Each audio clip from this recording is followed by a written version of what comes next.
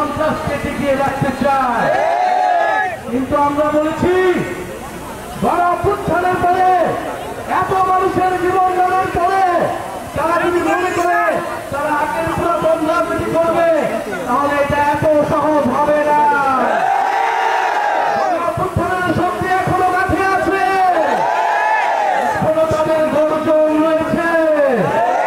প্রিয় সংগ্রামী বন্ধুগণ, তারা ভেবেছিল মোবাইল রাখে ক্যামেরা নিয়ে আসন দেখিয়ে ক্ষমতার ভাগ বাটোয়ারার লোভ দেখিয়ে তারা গণ অভ্যুত্থানের শক্তিকে কিনে নেবে। মোবাইল নিয়ে কিন্তু যারা বিপ্লবের শক্তি, যারা মৃত্যুর মুখ থেকে ফিরে এসেছে, তাদেরকে কেনার স্বার্থ বাংলাদেশের কোন রাজনৈতিক দলের হয় না। বলা হয়েছে দরজা নাকি খোলা আছে। আমরা বলেছি 5ই আগস্ট দরজা আমরা খুলে দিয়েছিলাম। আব্দুল্লাহ বলেছে আমরা এই অভ্যুত্থানের নেতৃত্ব আপনাদের জন্য দরজা খুলে দিয়েছিলাম।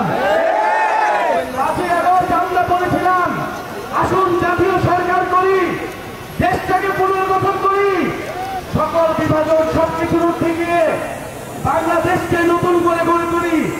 কিন্তু তারা আমাদের সেই প্রস্তাবে সায় দেয়নি। তারা বলেছিল 3 মাসের মধ্যে নির্বাচন দিতে হবে, আবার বলেছে 6 মাসের মধ্যে নির্বাচন দিতে হবে। ক্ষমতার ভাগ বাটোয়ারা ছাড়া দেশ সংস্কারের কোন বিষয়ে তাদের কোন সমর্থন পাওয়া যায়নি।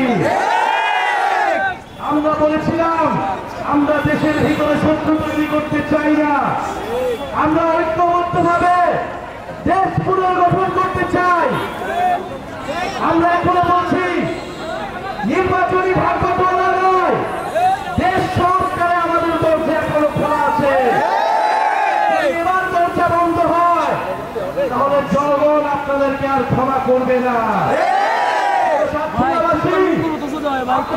অঞ্চলের বাসিন্দা নানা ঘূর্ণিঝড় প্রতিকূলতা সত্ত্বেও, আপনারা নানা ক্ষতিগ্রস্তের শিকার হওয়া সত্ত্বেও এই দেশকে উপকূলে পাহারা দিয়ে যাচ্ছেন। ছাত্রীর শিক্ষার অব্যবস্থাপনা, স্বাস্থ্যের অব্যবস্থাপনা, যাতায়াত ব্যবস্থার অব্যবস্থাপনার কথা আমরা জানি। ছাত্রীরাবাসী এখনো রেল লাইনের সুযোগ পায় না। এই 54 বছর হয়ে গেছে, এখনো ছাত্রীরা এসে পৌঁছায়নি। আমরা কি ছাত্রীরা রেল লাইন চাই? ছাত্রের শিক্ষা ব্যবস্থা উন্নত চাই, ছাত্রের স্বাস্থ্য ব্যবস্থা উন্নত চাই। আমাদের জলবায়ু আমাদেরকে রক্ষা করতে হবে, আমাদের সুন্দরবন, আমাদের উপকূলীয় অঞ্চলকে আমাদের রক্ষা করতে হবে। জলবায়ু নিয়ে জাতীয় নাগরিক পার্টি কাজ করবে। ছাত্রীরা পাবেন ভাই, কাজ করবে। আপনারা জাতীয় নাগরিক পার্টির সাথে থাকবেন, ভয় পাওয়ার কোন কারণ নাই। সেই দেশের ছাত্র তরুণ জনতা 16 বছরের স্বৈরাচারী হাসিনাকে দিল্লিতে পাঠাতে পারছে, সেই দেশের ছাত্র তরুণ কোন সামান্য জানাবাসদেরকে ভয় পাবে না।